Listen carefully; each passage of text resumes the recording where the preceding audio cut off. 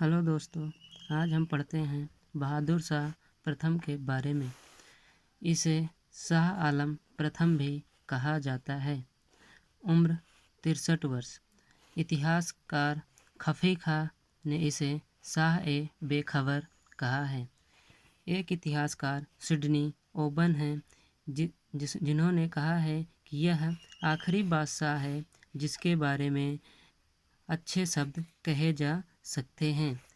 इसके सामने कुछ स्थानीय समस्याएं थीं, जिसमें स्थानीय शक्तियां जैसे मराठा, सिख, जाट, राजपूत, इसके बाद बिगड़ते आर्थिक हालात और बिगड़ती प्रशासनिक व्यवस्था और दरबार में कुछ गुटबाजी।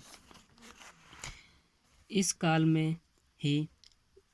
में ही डच शिष्टमंडल भारत आया, जिसका नेतृत्व जोशुआ केटेलर ने किया। इस मंडल का स्वागत एक पुर्तगाली महिला ने किया, जिसका नाम जूलियाना की उपाधि बीबी किदवा। जो जूलियाना थी, उसे बीबी किदवा की उपाधि दी गई। इसके बाद है मराठा समस्या। मराठा समस्या में शिवाजी की मृत्यु के बाद उनका सबसे बड़ा पुत्र संभाजी गद्दी पर बैठा।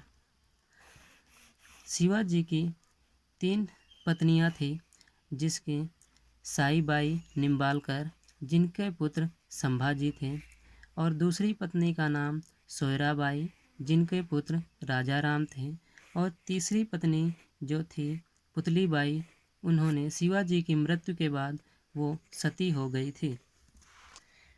औरंगजेब का आक्रमण और संभाजी की हत्या। औरंगजेब ने जब आक्रमण करके संभाजी की हत्या कर दी और येसुबाई जो पत्नी थी और शाहू को औरंगजेब ने कैद कर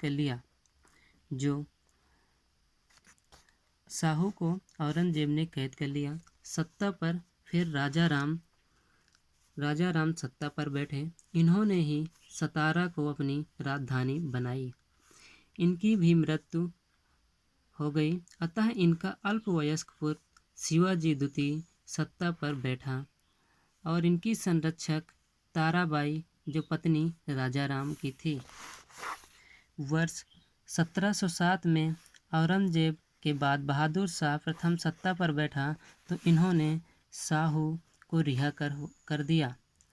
शाहू वापिस आकर ताराबाई से राज्य मांगता है, लेकिन ताराबाई से फिर झगड़ा हो जाता है, जिसे खेड़ा का युद्ध कहते हैं। शाहू और ताराबाई के बीच युद्ध होता है, जिसमें शाहू विजयी हुआ और ताराबाई हार गई। शाहू की जीत में बालाजी विश्वनाथ का योगदान था।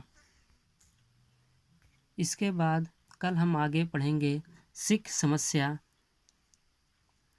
इसी के आगे अगर हमारा वीडियो अच्छा लगे तो वीडियो को लाइक करें, शेयर करें और हमारे चैनल को सब्सक्राइब करें। धन्यवाद।